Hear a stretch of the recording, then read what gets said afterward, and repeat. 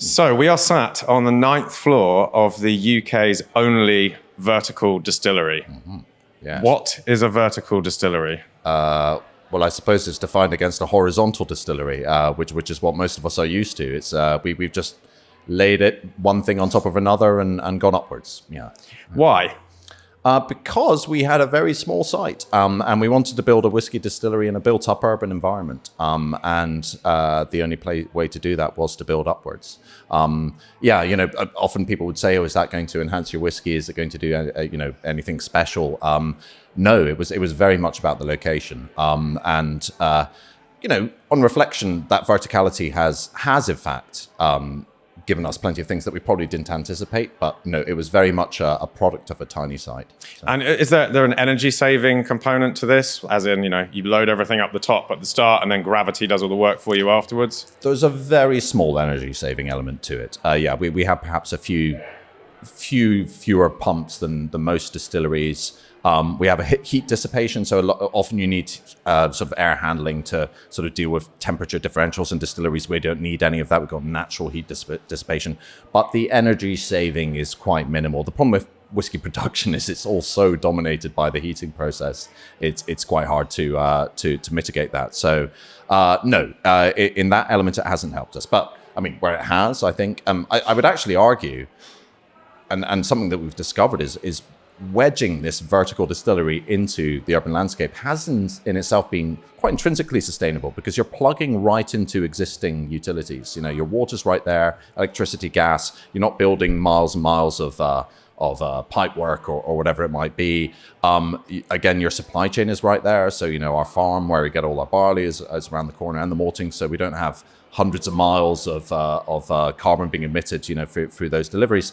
And as well as your customers, and when we sort of envisaged building this distillery, a large part of it was making our distillery as accessible and reachable as possible. Because Paddy and I, we grew up in Edinburgh. We loved whiskey, but it was very far away, and so just bringing it as close as possible to the customers was another big part. So there is a sustainability component there, but it's not maybe the sexy vertical thing that maybe everyone would initially think it is. No, indeed, absolutely, yeah. Okay.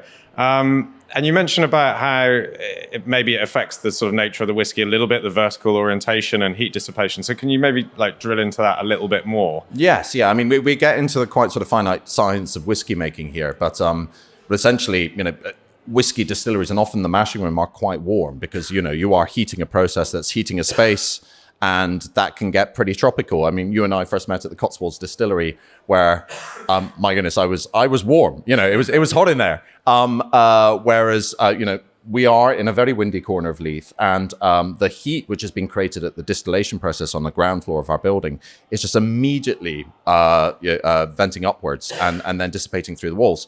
So as a result, when you're standing at the still room in our distillery, it's cold. It's actually a very cold space, and that aids us with the fermentation that's going on above. We can pitch our fermentations at quite high temperatures. We're able to sort of get drive them quite hard and create a lot of fruit and flavor in that fermentation process, which for us is key.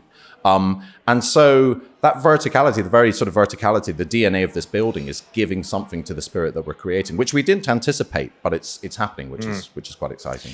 How did you research or design a distillery like this, since there are so few examples? I mean, Macmira's Gravity Distillery in Sweden is one that springs to mind, and I'm kind of running low on the other distilleries after that. Yeah. Are there other ones you're aware of around the world? And did you visit any of these places or get in touch with them? Yeah, no, the only sort of perfect example, as you say, is Macmira. But of course, it is different in that it's just a production facility, whereas we really complicated matters by putting all these visitor things on top. But some would argue that some of the older whiskey distilleries in Scotland, and forgive me, I forget the architect or even the names of the distilleries themselves, but they did in the past use gravity. They would build on the side of a hill and lay out the production equipment that way. But as a sort of pure vertical play, yes, it's really us and Macmira out there. And as I would say, the building is unique because we've added all this stuff on top, and it made life incredibly complicated. When no one's built a building before, there is no precedence when it comes to achieving building warrants or engineering architecture. everyone's, throwing books at you basically in terms of regulation and rules. You've got a potentially explosive process on the ground floor with a restaurant on the top floor. That makes all sorts of people very nervous. So it was a very challenging building to build. It was a very expensive building to build. And we complicated matters a lot further by building right next to a harbour wall. We're right in the harbour of Leith here. I've learned never build anything next to a harbour wall. It's a terrible thing to do. You've got this thick concrete wall that's holding back this enormous force of water, and you've got these big steel rods coming in from the wall underneath our site, which are sort of anchored by the soil on top. And because we're at the corner, we have a crisscross pattern of these metal rods underneath our site. So when we first secured the site, but then got the drawing of this harbour wall, we thought, great, we've got a site we can't build on. This is unbuildable. There's this mesh of metal underneath. Turns out you throw enough money at anything, you can find a solution, but we had to carefully excavate the ground, map out exactly where the rods were, and then our structural engineer could put piles in the spaces, not where they wanted to put piles, but where they could put piles, and then devise a superstructure that sort of cantilevered on top of those piles. So something that was already going to be an enormous structural engineering challenge, because you've got tons of liquid moving from one side of the building to the other. You've got hundreds of people moving through the building. You've got gale force winds buffeting the building. Was then massively complicated by an extremely challenging site, essentially. Not the cheapest way to build a distillery, I presume. No. You live, you learn. But I think, what are we, 16 million pounds probably all in when, for the construction. Had we built something of a similar capacity out in the countryside, could have cost a third of that possibly. But it was an investment not just in a production facility, but in a facility that could attract visitors, and a facility that would help sort of forge a brand as well. Or if you're Macallan, you could do it out in the countryside and spend 10 times that. Well, indeed, yes, yeah, and you get maybe 10 of these as well. You just throw it out. That's a good point. But you're right. I mean, I've visited a lot of actually kind of primitive distilleries in Mexico and around the Caribbean, and because through necessity alone, a bit like you really, I mean, this is a vertical distillery through necessity. You don't have sprawling space to build on. They operate under gravity, not on a beautiful, lovely, sort of monolithic building like this, but on a hillside, or through a sort of stepped or terrace kind of setup, you position yourself purposely below the water source, and then you bring in your sugarcane or your agave or whatever it is, depending on where you are, and everything sort of trickles down slowly until you get to the bottom. So it's funny, really, like that, as is so often the case with innovation, it comes as a result of necessity, right? Yeah, absolutely. Because otherwise you would be truly mad to do something genuinely insane. So, yeah. We'll get back to the show shortly, but first I wanted to give a shout out to our sponsor, Fever-Tree. Fever-Tree have been my mixer of choice for more than a decade now, going right back to when I used them as our mixer at 15 in Cornwall in 2005. It's a very long time ago. This is a brand, of course, that made its name with tonic water. But to be honest with you, the thing that's going to be most excited at the moment is their range of ginger mixers. They have ginger beer, ginger ale, and then this product here, which is possibly my favorite in the entire range. Fever-Tree Spiced Orange Ginger Ale. The product starts out just like their normal ginger ale, flavored with 3 unique gingers that harmoniously come together for a nice citric, zesty, but also subtly spicy ginger effect. Then 2 more ingredients are added: cinnamon for a nice baking spice hum, and then fresh clementine, which really extends that citric flavor and adds weight and body to this ginger ale. I would happily drink this stuff on its own, but of course it's a mixer, and it's best served with a nice whiskey, extending out into a highball and adding some real length and depth to it. Don't be fooled by the name. It's spiced orange. It might sound like it's a wintry ingredient, but actually it works brilliantly in summer highballs. And since we're approaching that period now's the time to crack it out. So let's talk a little bit about where we are. We're in Leith, which has a huge history that's really, I think, for a lot of people forgotten about in Scotch whisky.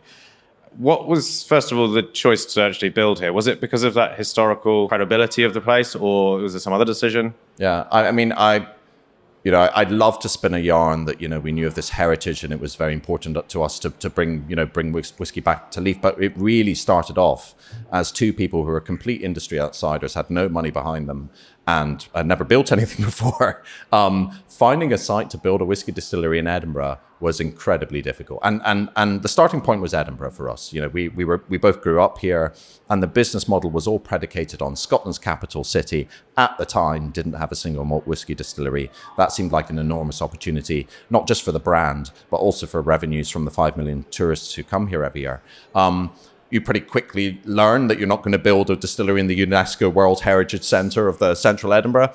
And Leith at the time, we're back in sort of 2014, 15, it was the place where you could still find those brownfield sites where an industrial building of this nature could get planning permission, and there were opportunities essentially. But it was only as we began to sort of look around Leith that, as two people who'd grown up in Edinburgh, and we discovered this incredible heritage that I had not been aware of. I mean, I had vague notions of it. VAT 69, I think I knew, had its roots here and things of that nature.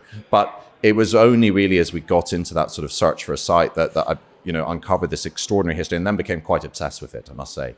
But Leith had, growing up for me in Edinburgh, my Italian mother would come down to Leith every couple of weeks to go to the Italian delicatessen here. Like I'd known Leith quite well growing up, and in the 80s and 90s, it was very much, in that sort of post-industrial downward phase.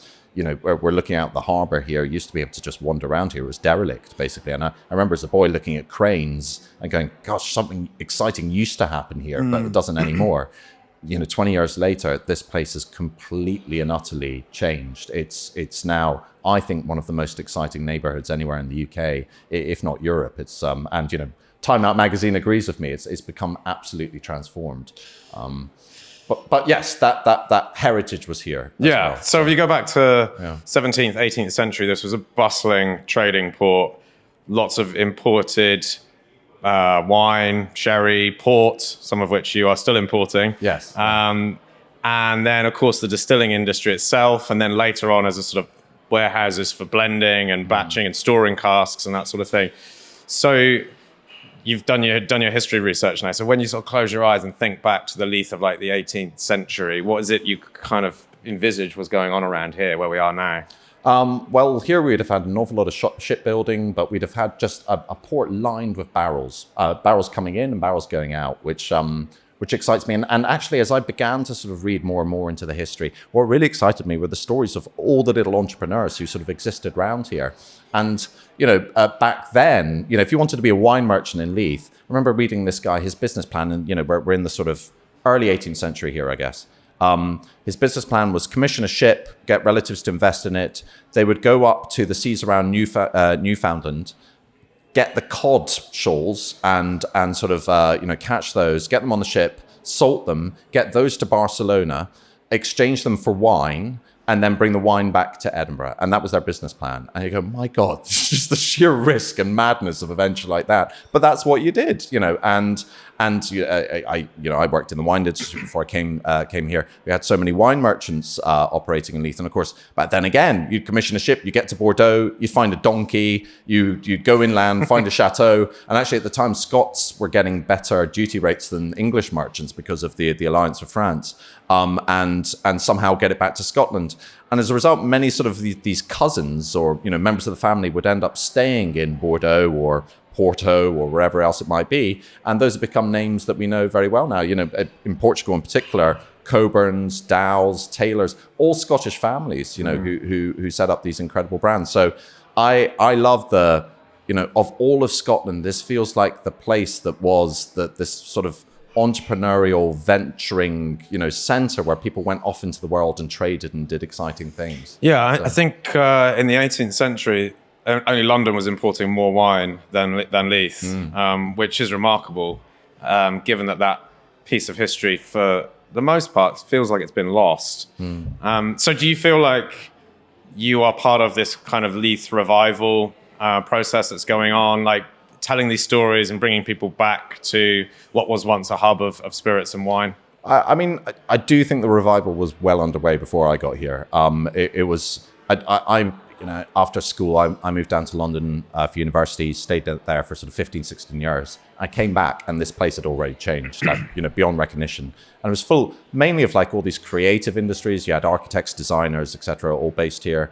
And these pretty cool sort of trendy bars and restaurants beginning to emerge. We certainly became part of that, and I think in the 10 years it's taken us to build this whiskey distillery, it has accelerated. It's extraordinary. I mean, just out there, we've got a film studio that's making stuff for Amazon, Jason Connery's son. We've got more Michelin star restaurants per square mile than anywhere else outside London.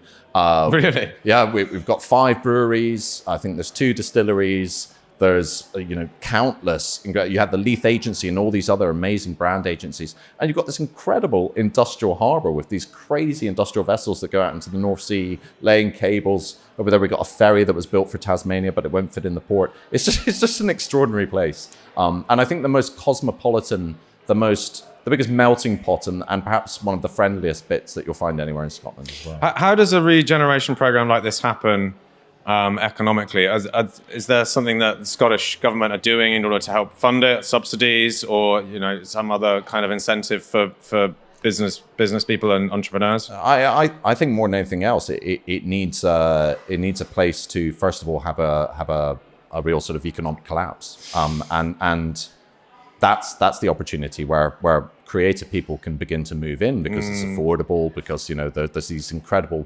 post-industrial spaces or whatever it might be, and from that seeds grow, and it does begin to sort of one thing leads to another, and you create an ecosystem that sort of draws more and more people in, and then there is a danger to some extent it becomes a victim of its own success, but that is the cycle. It really is. Yeah. And we've seen it in New York and Brooklyn. It's very much the same. East kind of London. vibe. East London, exactly. Yeah, indeed. So let's talk a little bit more about the distillery and what you're making. So you've got this idea, you're going to build a distillery in Leith. It's a good spot to do it in. There's this regeneration program going on already. Lots of great new creators, innovators, businesses popping up. You want to make a whiskey distillery. You're going to have to be pretty creative with the architecture of the building because there just isn't enough space.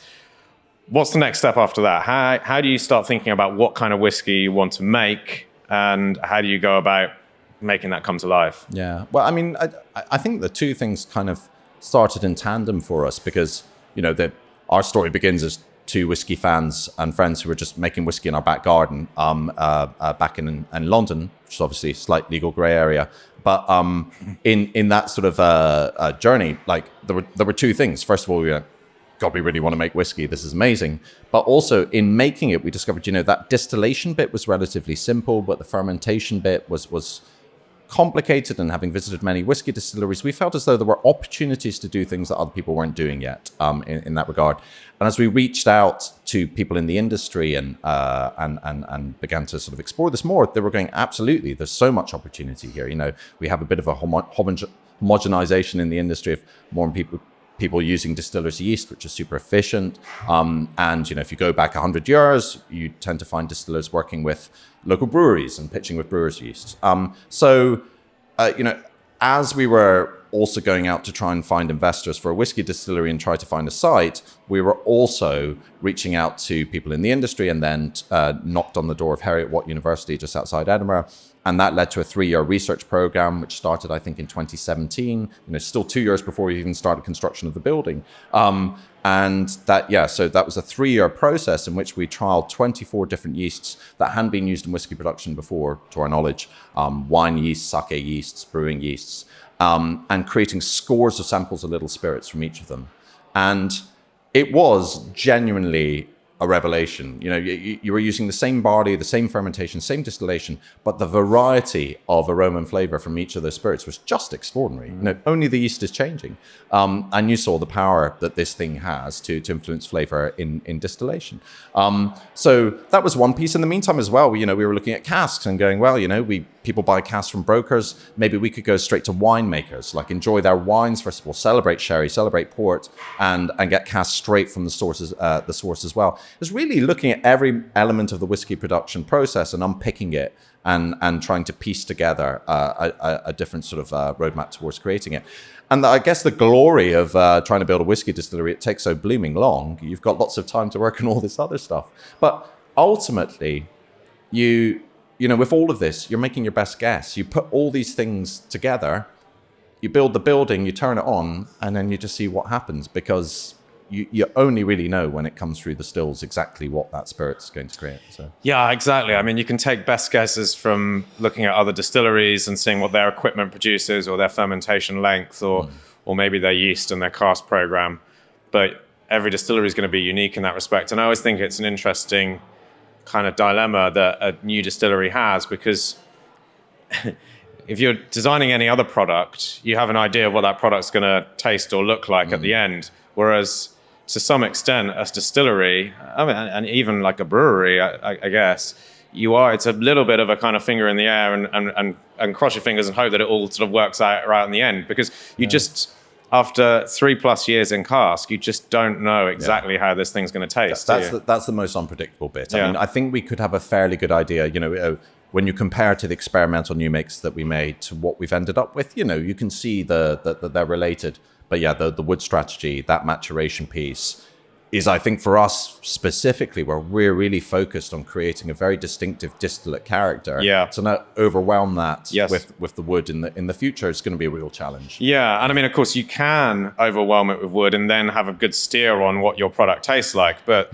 in the process, you may well have lost a lot of that distillery character, which would be a shame after all that hard work with the yeast. Yes. So with the yeast experiments, what was the end result of that? How many yeasts are you using? Is it just one, or are you using a range?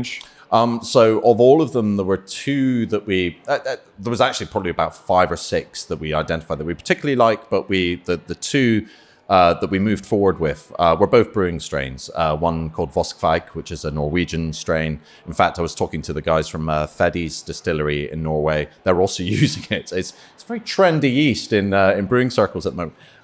And then there's another one called BE256, which is a Belgian ale strain of yeast. You know, I'd say the Voskvik, first of all, was making a very distinctive new make spirit, quite sort of raisined and red fruit character, you know, something that you wouldn't really guess was a Scottish new make character. BE256, on the other hand, was perhaps a little bit more atypical, but stereotypical, but with such intensity and concentration of flavor, it set it apart as well. So those are the two that we've moved forward with. And really, within the company, I think you could split it 50-50 as to who prefers which in terms of the character they produce.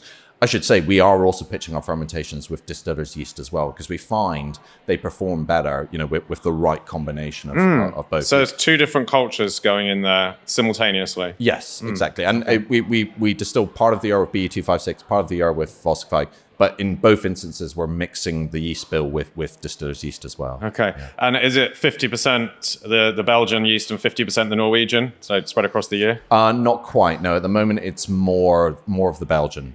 And that's partly, I won't deny, cost based. It blows your mind. So distillers yeast is about £10 a kilo. You know, in our business plan, it was like a rounding error. Yeah. The Belgian ale strain is about £50 or £60 a kilo, and Voskvik is £120 a kilo. Oh, right. It's basically brewing yeast. Brewers use less yeast because they sort of recycle their yeast through the process. Distillers, it's a one-shot process every time. So they don't make brewers yeast on the scale that they do with distillers yeast. It's a lot more expensive. So, And so you've just passed 1 year since the first distillation run. So you've got 1 year old new make, technically. Yeah. Sort of third of the way to that's been whiskey. Yeah. Well, I guess first question, how is it tasting so far? And then second question, what is the plan with these two different yeast strain distillates? Are you going to blend them together, or are they going to be released as separate bottlings?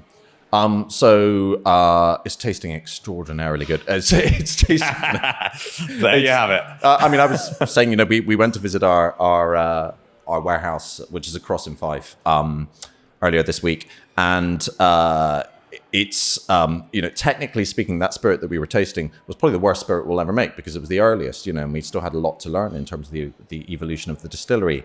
It has spent 1 year in one of our ex-Olorosa sherry casks from Bodegas Baron, and I thought it was exquisite. I genuinely did. I was just sipping it away going, this is very nice indeed.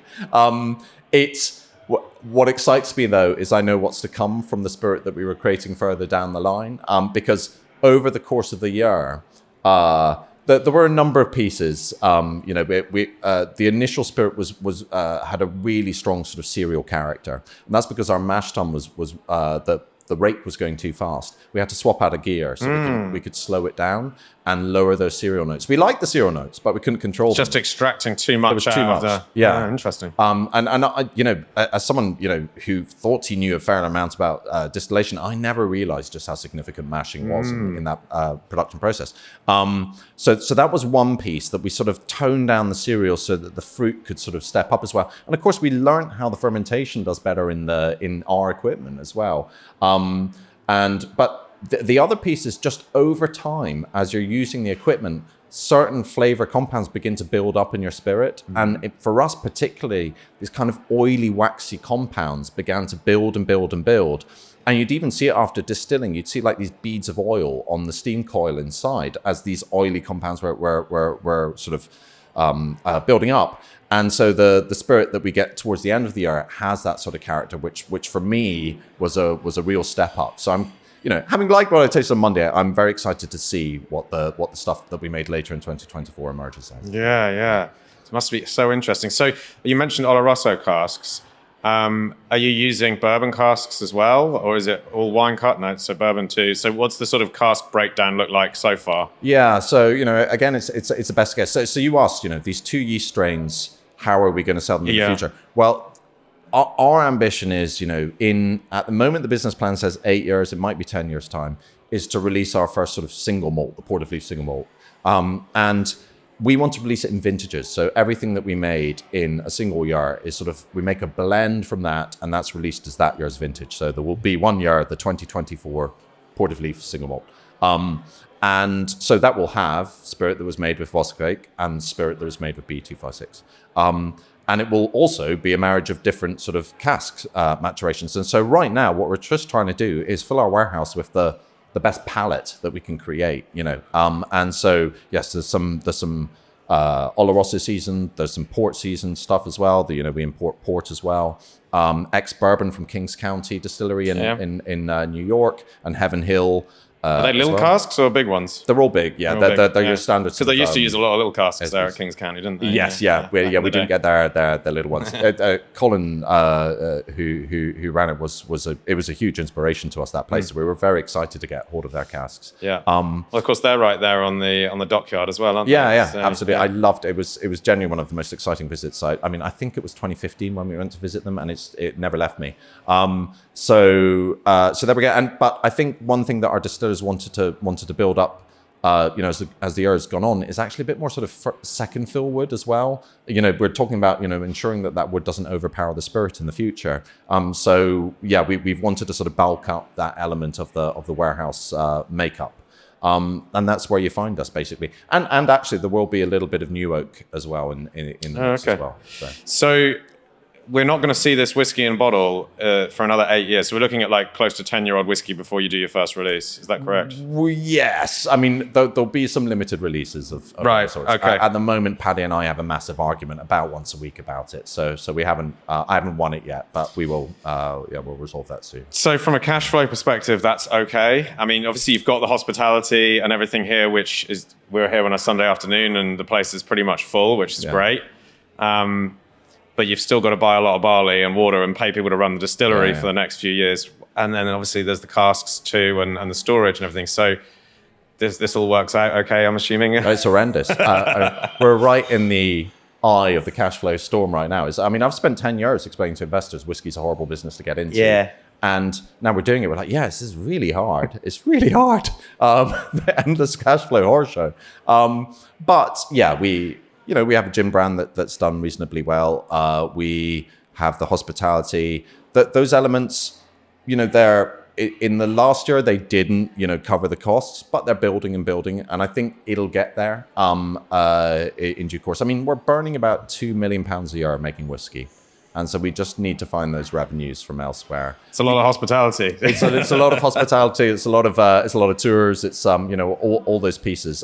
We sell private casks as well. That helps from a cash flow perspective. And we are beginning to trade our spirit a little bit with other people as well, and that can help us. You mentioned that when we were walking around. So explain to me what you're doing there in terms of trading. Yeah. Well, so our company, we have Port of Leith Distillery, our whiskey distillery. We have Linden Lime that makes gin. And then in the middle, we have what we now call Leith Bond, which is our sort of proprietary blending and bottling brand. So we import and sell champagne under that. We have a brand called Table Whisky, which is a single grain. And we also make a blend called Perpetuity. And we're starting to do more single casks as well under that brand. So, for example, Table Whisky, that's new grain spirit from North British Distillery. So in future we can swap our spirit to sort of get the spirits into that we can sell now. So it's sort of turning our current spirits into something saleable, cash today. Yeah, exactly. Yeah. So there's those elements, and it must be said that brand in particular seems to have caught people's imagination quite well. So we're quite excited about our potential to build that one up around the world. Yeah, I mean, it caught my attention. It's pretty cool. It's like wine bottle, sort of burgundy bottle shape, really, right? And so it looks like it's designed to be opened and consumed in one session, which I'm not suggesting that you are encouraging such irresponsible behavior, but maybe shared amongst 28 people. Well, exactly so. Yes. Yeah, indeed. Yeah. Around a table. Exactly. Indeed. Yeah. No, I think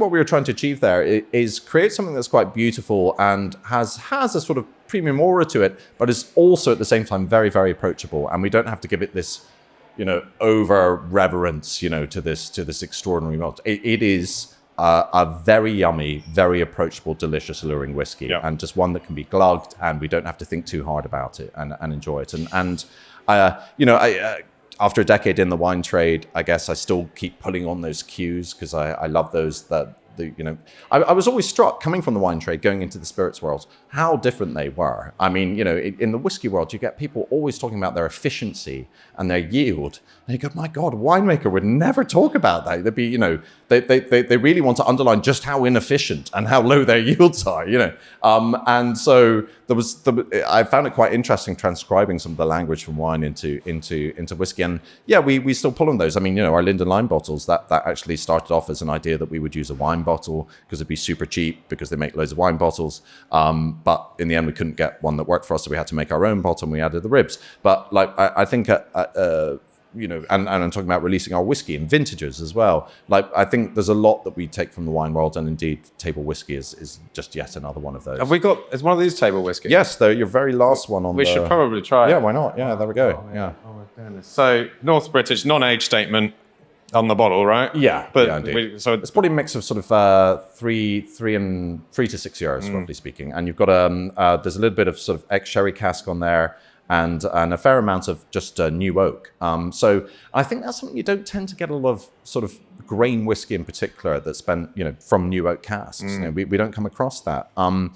North British tends to as well use quite a lot of maize in their distillation. You end up with slightly sweeter style as well. So I almost think of this as the closest you might get as a Scotch whiskey to a bourbon. It's in that sort of vanilla banana corn whiskey kind of territory. And I think hits a very happy middle ground in that regard.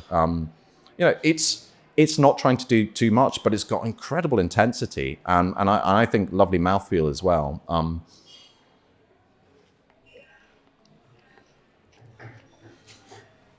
Highly palatable, right?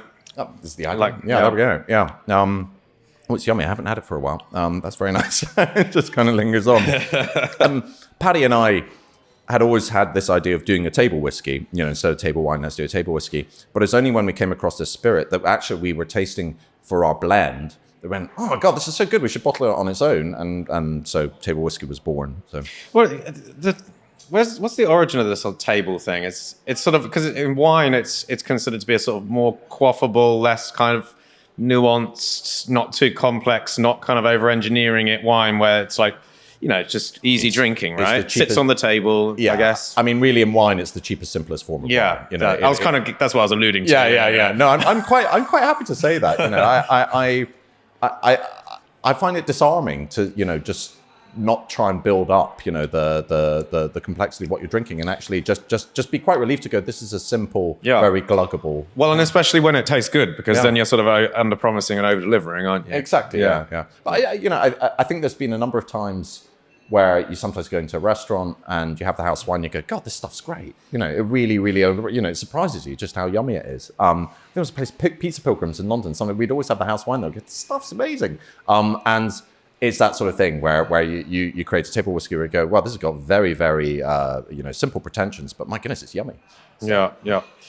And so you've got ports and sherries as well. Yes. So are these ports and sherries matured in the casks that you are then putting whiskey into? Is it? No, indeed. So, originally going back to the harbour here, sherry is generally made in a Solera system, and those are very, very old oak barrels. And back in the 17th, 18th century, they would siphon sherry out of the Solera and put them into transport barrique, and that's what would be shipped over here to Leith. And then decanted into bottles that were made locally as well. And those transport barrels, they weren't necessarily new oak, but they weren't particularly old either. They tended to be mixed, and that's what would generally be, have whiskey matured in it. Now, in the 1980s, they changed the law so that all sherry had to be bottled in sherry and port had to be bottled in Portugal.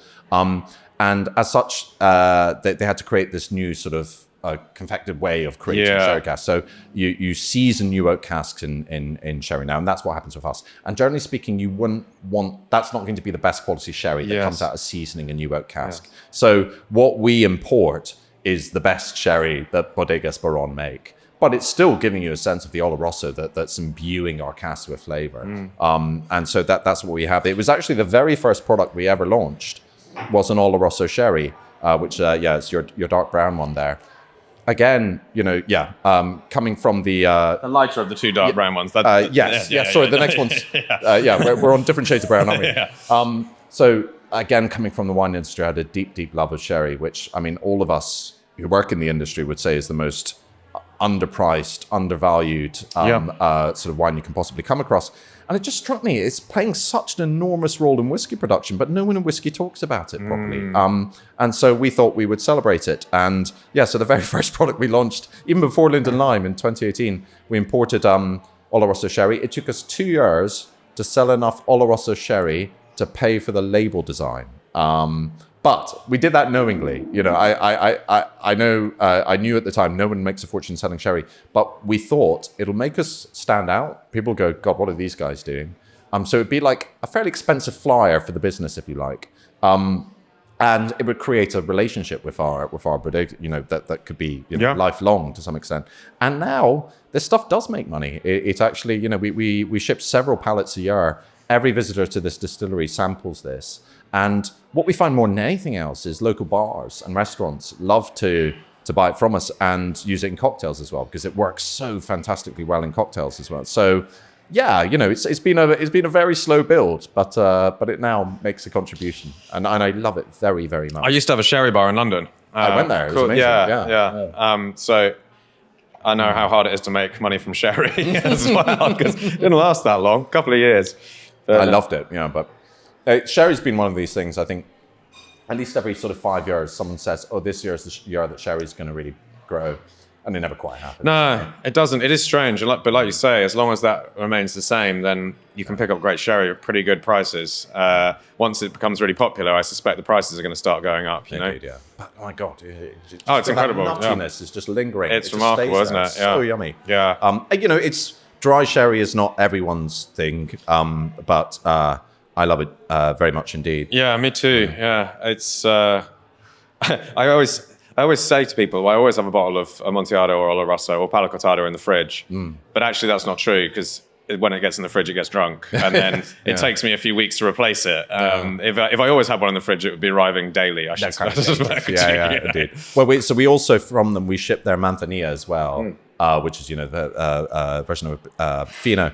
I basically do that because Paddy really likes Manzanilla, but local bar Pan & Sons, I think there was 1 week they got through 50 bottles of that because it was going into one of their key cocktails. I mean, it's an exquisite wine in its own result, own right. Amazing stuff. We should all drink more sherry. We should indeed, yeah. So on the Solera casks, do they ever? I mean, they obviously get retired at some point. Are they ever any good for putting spirits in, or are they just so kind of used up by that point they're not really? But funny enough, a chap from Spain just asked me, are you using their Solera casks? And I mean, I know of people who buy them and use them, but you've got very, very old wood there that's basically inert. So I'd have thought at the very best it's a sort of a finishing cask because you've left a bit of sherry in it. Taste of sherry and not a lot else. Well, indeed, yeah, indeed. So I mean, there's obviously a lot of romance and beauty to the idea of using an ex-Solera cask, but it's not giving you an awful lot. So yeah. Do you know what manzanilla translates to? Oh no, hang on. Oh, you're gonna have to remind me. It's chamomile. Yes, that's right. Yeah. Yes, there we go. Which I assume is because of the color of it. I don't know. I don't know. I don't know why else it would be. That sort of very slight kind of yellow. I mean, it's almost clear manzanilla, isn't it? But it's slightly straw colored, isn't it? Yeah, indeed. Yeah. I can try some later. Yeah. It's and they always argue because it's in San Luca de Barramea that's got that slight saltiness as well because of the sea. I mean, I don't know how much of that is like good salesmanship, but it does seem to have. There's a certain, and it's. I mean, they all go well with food, of course, but a really nice salty. I mean, there I said it. Salty, dry manzanilla with some anchovies or whatever is just remarkable. Yeah. It's funny, in the whole 10 years, whole of the last 10 years, I think my favorite trip altogether was going to Port Sherry with Paddy when we were like looking for our sherry supplier. We met a few people, but just sitting there working our way through all the warehouses, it was heaven. It was absolutely heaven. It is, and the bars there are great, aren't they, with the music and it's just wonderful. It's so much fun. Yeah. The only thing about sherry is because it's a fortified wine, you do have to be a little bit careful because it's like half the strength of the whiskey, right? Pretty much. And so, you drink it 3 times fast. Yeah, indeed. Yeah. Which is true. I mean, the next fortified wine we have here is a Tawny Port, and you always get Tawny Port in these. Well, port is often served, in the Britain in these tiny little glasses, like they made in the Victorian era. Whereas I tend to have a wine glass and just put a good glug in. But that can be a bit dangerous. But I mean, Tawny Port was my first love. I think back in the early noughties when I was temping in the civil service, and I went and did a wine course, and they gave us a 20-year-old Tawny Port, and that was the first moment when I appreciated complexity in wine. When I went, God, this tastes like 3 or 4 different things at the same time. So this one, but compared to most ports, I must say, Ruby Port LBV, late bottle vintage, I tend to find like a little bit of that goes a very long way. I find it gets too much very quickly because it's so rich. It's Tawny Port, so light, elegant, and you can drink it away for quite some time very happily. I think. I agree with you. My first introduction to port was definitely LBVs and rubies, and I used to enjoy a little glass, and it usually was a little glass with some cheese or whatever, Christmas. And then it was only when I got into bartending in my sort of late teens, early 20s, and someone, I think possibly from Dow's actually, came and did a tasting, and that was when I got exposed to Tawny. All right. And I was like, this is a completely different drink. You know, it's, whereas with LBVs and vintage ports as well, for that matter, it's more your sort of like black currants and dark fruits and all this kind of thing. When you get to Tawny, it's sort of that those fruits have dried out, and you get kind of raisiny notes to it, and obviously a little bit of the wood and maybe a touch of vanilla starts to come through as well, because they spend so long in cask. And I was out in Porto in January because I interviewed Adrian Bridge from Taylor's, the CEO of Taylor's, in one of the port lodges they have there on the Douro, and we were talking about port and how versatile it is, because I was sort of saying, port has a little bit of an image crisis. It's kind of an older person's drink typically, or associated with older people anyway. How do you get around that? And his argument was, well, it's so diverse. There's something there for everyone, and it's true. Like you can chill ports down. You've got white ports now, which are becoming much bigger. These crazy old Tawnies and vintage ports, which are super expensive and really complex and interesting. And it's true. There's still an image crisis there, I think, but at least there's something there to shout about. Yeah, absolutely. I mean, as you say, it actually blows my mind how much people here engage with it. We also import. So this is from a producer in the Douro called Martha's Estate, and we also import their white port, which is beautiful sort of floral style that it has. But white port and tonic is just one of the glorious summer drinks that when you introduce it to people, they go, "Oh my lord, that is amazing," and they're turned to life.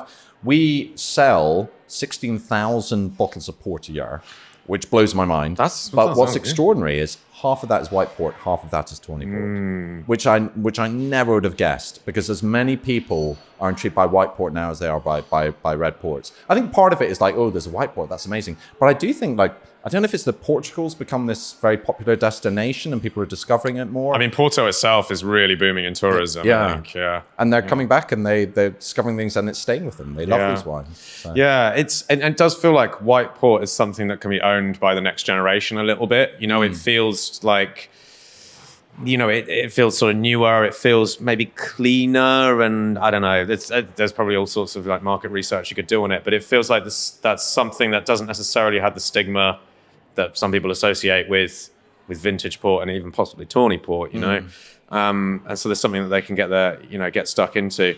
But that's interesting. So, how are people drinking the tawny versus the white port? I mean, as you would imagine, we sell a lot more white port over the summer and tawny is like December hits it hard, and also Pedro Jimenez from Bodegas Baron. So yeah, you know, you'd imagine the tawny is cheese at Christmas. But I do think the white port, you know, at the end of every tour, we get people up into the shop and they can have a sample of the white port. And I'd have thought a lot of them are mixing it with tonic, because we tell everyone to try that, and they do go for it. So yeah.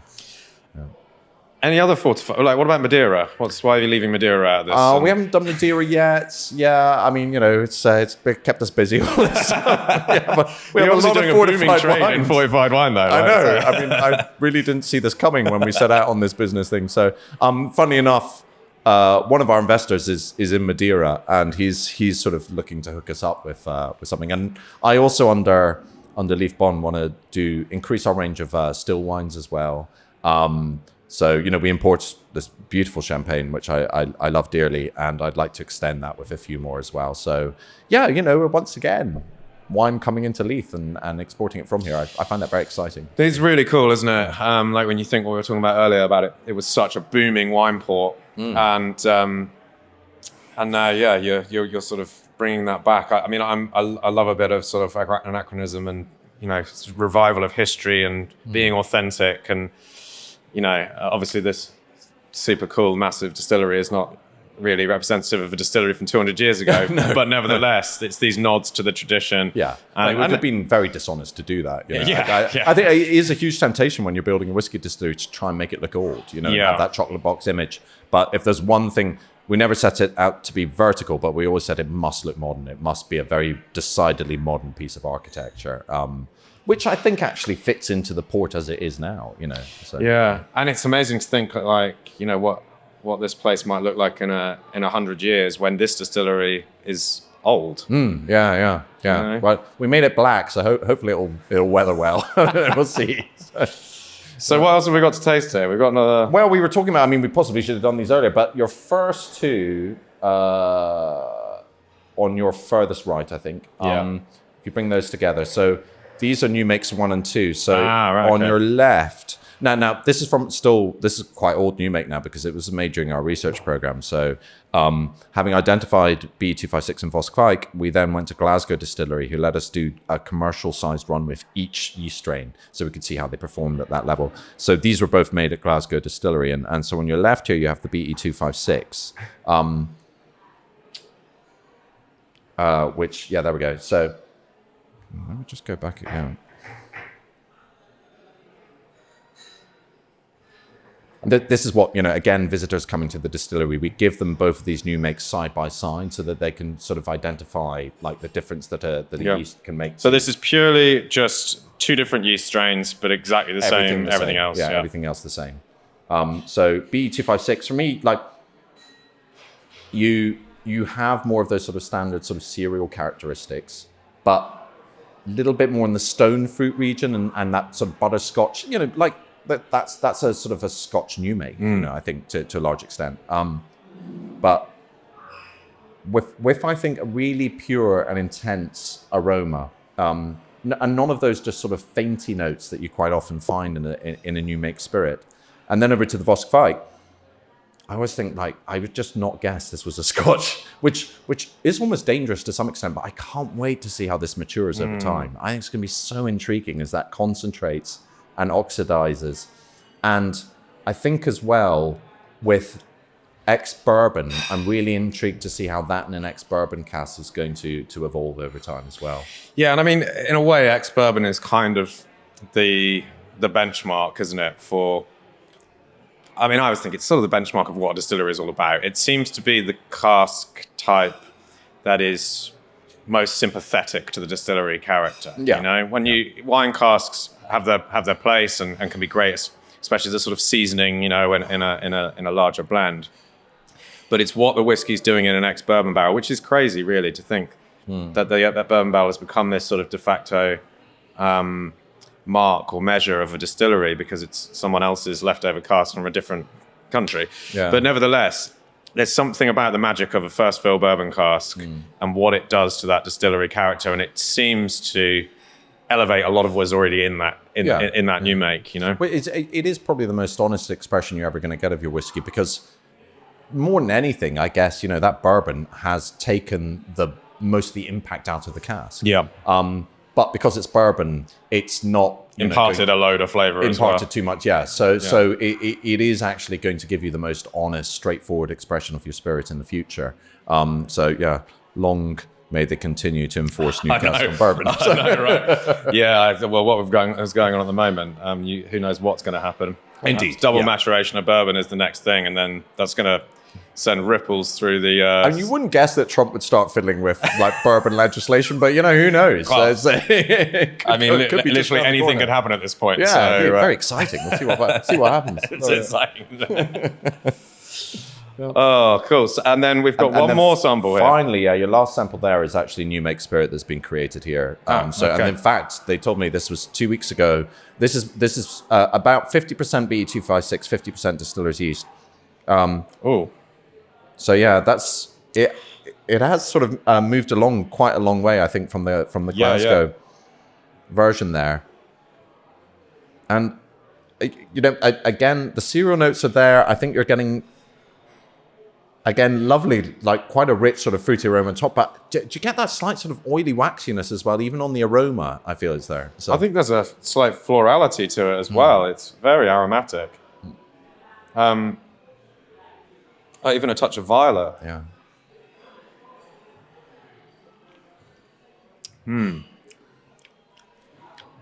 I'd say it's slightly softer than the Glasgow version as well, like on the palate. Yeah. It's a little rounded, certainly. Yeah. And again, I just find like on the tip of my tongue, there is a very pure like fruit flavor with the texture at the back. So yeah. Anyway, you can record me being as pretentious as I like about New Make Spirit, but it's your spirit, so I think you can say whatever you like. You know? Indeed, yeah, just shake it. It's your spirit and your distillery. Yeah. So, well, I mean, what's actually quite exciting about it is it's now no longer particularly mine. Like this is Vabav and his team downstairs, sort of, and as he says. You know, I've learned so much watching, you know, true experts sort of get to grips with it. And one of the key things, because Paddy and I had been working at this building for about 8 years, I guess, before we appointed our head of Whisky Vabav. And so we had to inherit a lot of, you know, a research program and all sorts of stuff. And one of the key things he's had to sort of impart to us is, well, what you've designed, I can't fight it. You cannot fight your equipment. So in your first year, it's really discovering, or your first 6 months, is discovering what spirit does this building, this equipment make. And that's kind of it. That's your DNA. Now, there's then parameters that you can adjust, your barley, your fermentation times, temperatures, etc. But there is ultimately a DNA that's there that you can't fight, and it's going to exist whatever happens. And to some extent, sort of removing the obstacles to get its purest expression is part of that first 6 month process. So yeah, I've been learning a huge amount about the process and the impact of a rake in the mashing process, etc. So it's very exciting for me. I've always, I think, in the drinks industry, always been at that level just before super geek. You know, I'm very interested, but I definitely could never have gone into the full on technical aspect. It's good. That's a good place to be, I think. Otherwise, you just end up spurting out numbers constantly. Well, indeed. Everyone just sort of switches off. It's like Matrix code rather than anything. Yeah, or I'd have lost 3 years doing a master of wine or something. So I stopped myself. So, yeah. I mean, I guess still shape is one of the, like you say, you can't fight it. So how do you go about choosing? Your stills are beautiful, by the way, because they haven't been lacquered, right? Yes. And so they've got this nice. When you think of a copper pot still, you normally think of this gleaming, shiny thing, and yours have got this nice sort of matte brown, which is really, and now I think about it, a terrible way of selling it, but it looks really cool. As someone who's visited a lot of distilleries, it's welcome difference anyway. But yeah, I mean, you said you were doing some stuff at Glasgow and obviously working with Harriet Watt. So what was the sort of consideration about the still shape? Because that's, like you say, something you can't change once it's ordered, you know? Yeah, indeed. I think to a large extent, it was trying to ensure we'd have a still shape that would give us the most flexibility to some extent, you know, further down the line. And my goodness, we must have had like scores of opinions. Like, you know, everyone in the process development team had a very strong opinion. And you know, the shape would continuously evolve. And you know, at some point you just got to draw a line. Okay, this is it, guys. Okay, and you know, and set it down. But you know, in the design of this building and the process design, we probably had, you know, 24 people involved, you know, in various different ways. So a lot of consideration, a lot of advice, etc. But ultimately something that wouldn't push us down a specific alley, you know, like let's not make them like unusually tall and thin or whatever it might be. And leaving the spirits still to do most of the hard work. So we've got a very sort of fat, sort of standard wash still. And it's only at the spirit still where we are at that bulbous neck, etc. And yeah, I think ultimately the still shape obviously is very key in the spirit that we're making, but I think it's more the environment that it's set in that's impacting the distillate, you know, in a way that's distinctive to us, more than the design. As in the vertical and the heat and everything. Yes, because they're just freezing. So I think and we're running them quite hard in that very cold environment, and I think that is giving us a very specific character to the spirits. It's so interesting, isn't it, the way that these different sort of architectural elements play into what a spirit ends up tasting like. I mean, you know, we know already that the you know, the sort of people and the place, you know, have impart these different characteristics, but either through sort of the palate of the person that's blending the whiskey, or you know, perhaps the minerality of the water source or whatever. But it's interesting that the architecture of the building itself can play into it. Another part, yeah, absolutely. Yeah. So people will be wondering how you pay for all of this. It's, you know, you mentioned 13 million to build it, and then 2 million cash burn a year as the whiskey matures. We mentioned you've got obviously other strings to the business, the import and wine and everything. But how do you go about getting investors to pay for a big project like this, and to I guess give them the confidence that this is going to pay off in 10 years' time? Yeah, indeed. Yeah. So I mean, it as I say, you know, that point where Paddy and I were in the garden sort of cooking up this business plan of whiskey distillery in Edinburgh and fermentation, all those pieces. And then it was through my wine work that I was talking to my biggest client from China and telling him about, you know, I want to build a whiskey distillery in Edinburgh. And he went, "Oh, I'll fund it." And he was going to like back us with £10 million. I was like, "Oh, Paddy, off we go." And, you know, that's where we found a site, we designed his distillery. Then he ghosted us, but we found some other investors and they were going to back the whole project. But then we lost that site and we lost that distillery and we lost those investors and we're right back to square one. But to some extent, like from that moment where you'd got like these big ticket investors who were kind of backing the project, you thought, well, if they're into this, sure, we can find some others. But at that stage, like it took us a long time when we had no money behind us to then like get started again and find a new site. It took us, you know, a good year and a half, I think, to find this site. And at that stage, we said, okay, let's stop with the big ticket investors. We'll raise the money the hard way and find lots and lots of smaller investors and raise this incrementally. So we set out to raise, you know, just a seed round. It was £400,000. And they always say at that stage, you're looking for the 3 Fs, friends, family, and fools. And we had no friends or family who would help us. So we found 7 visionary fools who gave us £400,000. And the idea was with that we would secure planning permission, you know, design the distillery and also set up a little gin distillery. And then we'd have something with which to raise the next bit of money, you know, and hopefully with the gin, we could sort of prove ourselves a little bit, you know, and so it was just, you know, every step sort of say, we're going to do this, prove yourself, and then raise a bit more money and keep it going that way. And yeah, it was very stressful. It worked out. But in terms of raising investment, you figured out pretty quickly, or in our case, fairly quickly, that private equity, venture capital funds, it was just never going to work. the timelines were way too long for their mandates, and they needed a return in 5 years. We couldn't do that. So it became clear, fairly quickly that we were going to just have to find scores and scores of private investors. And the way you find them is just basically just asking everyone you know and asking them to ask everyone they know, and just becoming absolutely shameless. And in every room going up to people and going, do you want to invest in a whiskey distillery? And, stalking people on LinkedIn and turning up uninvited to random events and emailing, whoever you might have found, and literally just becoming so insanely shameless and relentless. And eventually what tended to happen is you found one person. They go, oh, okay, yeah, I'll get involved. But they would turn into a seam of gold. Like if you could get one, they would then, you would find there was a network behind them. And because they were in, they wanted their mate to get in. And like ultimately, like in total, we raised about £22 million.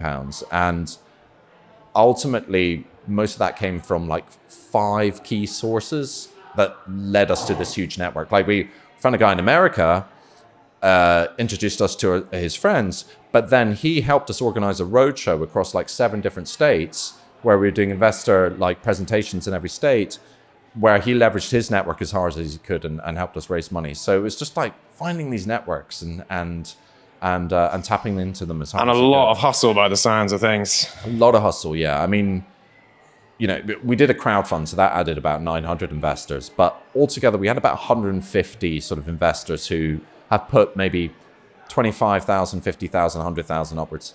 And for every one of those 150, we probably had 10 meetings.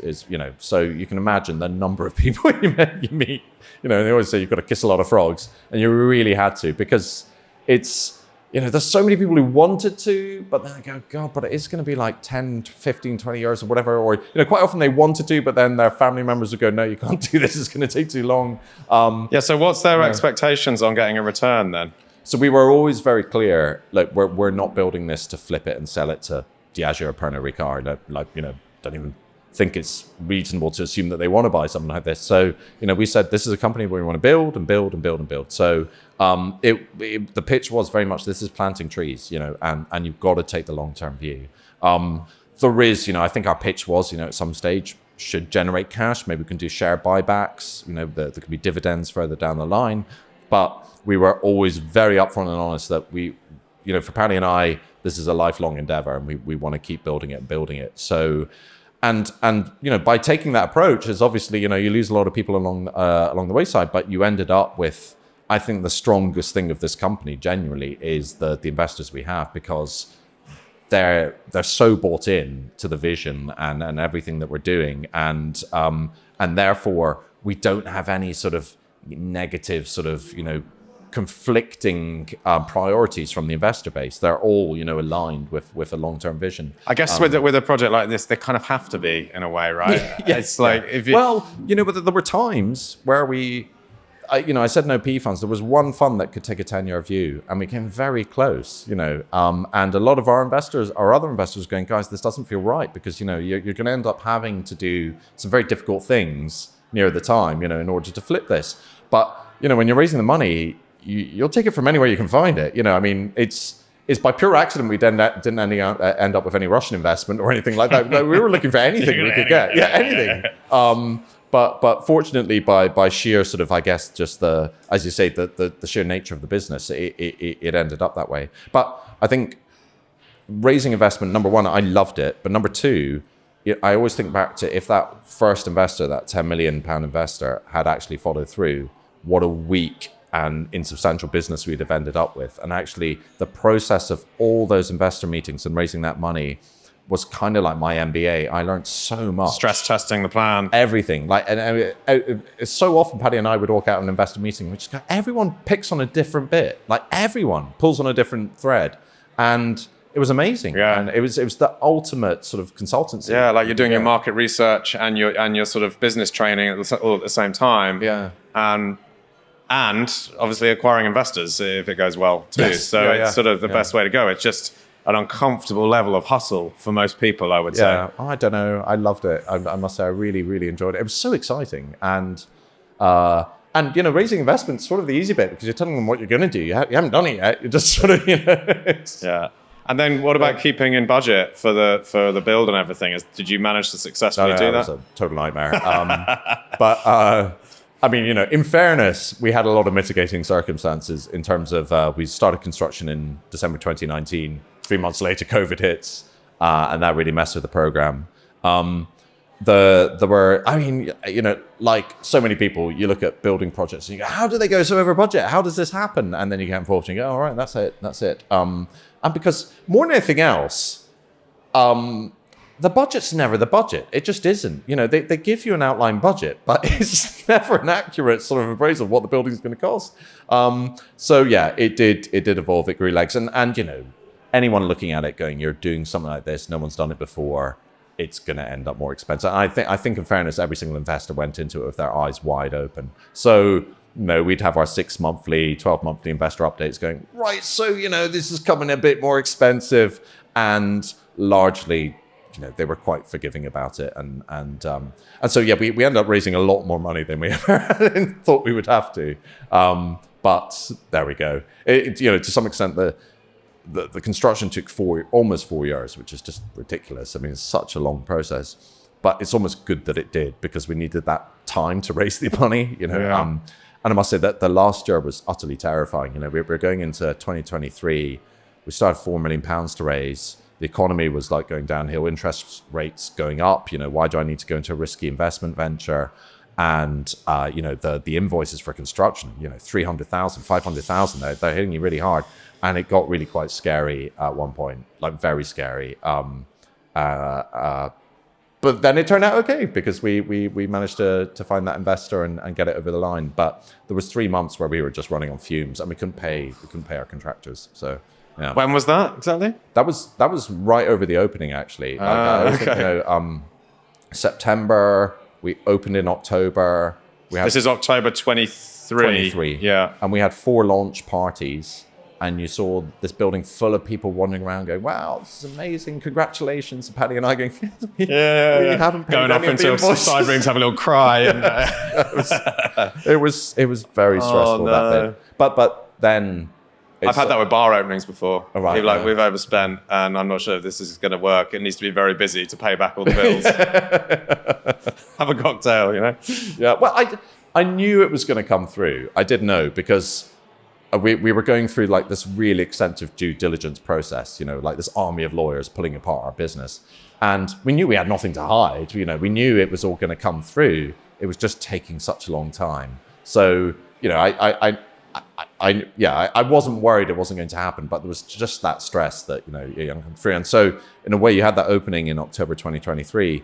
But for Paddy and I think it was a very quiet moment in November 2023, a month later, when a whole load of money entered our bank account and then the next day left our bank account to go and pay off everyone. But that for us was mission accomplished, really, at that bit. Yeah, we paid the bills. Sure. Yeah. So, yeah. You had the money there to pay it. Yeah. So, I mentioned 100 years' time when this is an old distillery. What do you think the legacy you're establishing now will look like then? What will people say about this distillery and the whiskey that it's making or made? My goodness, that's a.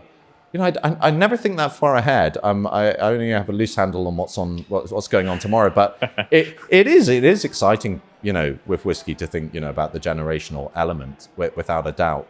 I'd love, with this vintage concept, I'd love to have people discussing, the famous 2037. They never made a whiskey like that, and none of us can figure out the alchemy of why it was or whatever it might be. I'd love to see that. I'd love to see a business that stays true to the excitement that we've managed to inject. It's such an exciting place to be, where we're surrounded. I think we created an aura in this company that attracted very, very sort of driven and exciting people, and it is a hotbed of ideas and innovation and excitement, and I hope that's still there somehow. Yeah, but more than anything, I just hope we're known as one of the great Scotch whiskies. So yeah. Well, good luck. It's so exciting to see what you've got going on. Both from an architectural point of view, it is truly unique. And I say that as someone who's visited a lot of whiskey distilleries and a lot of distilleries in general. Yeah. But also, I think the location you're doing it in as well. One of the distillers bringing whiskey back to Edinburgh, which in itself is very cool because, distillation was going on here long before regions like Speyside or even Campbelltown were talked about. It's there's so much historic. It's so historic that people have forgotten about Yes, it. yeah, absolutely. And it's never made much sense. I mean, God, I remember when I first got into whiskey, Glenkinchie, which is half an hour out of Edinburgh, 45 minutes, was called the Edinburgh Malt. Yeah. Because that was the closest distillery to the city. Yeah. So I think it's great that is changing, and it seems like you're perfectly placed for it. And I mean, just remarkable that you've managed to get this whole thing off the ground through a pandemic. And I think we can look forward to some fantastic tasting whiskies as well, because you've certainly put in the work from a production point of view to get there. Cool. Well, thanks so much. It's my pleasure. Thanks. Thank you, Tristan. All right. Cheers.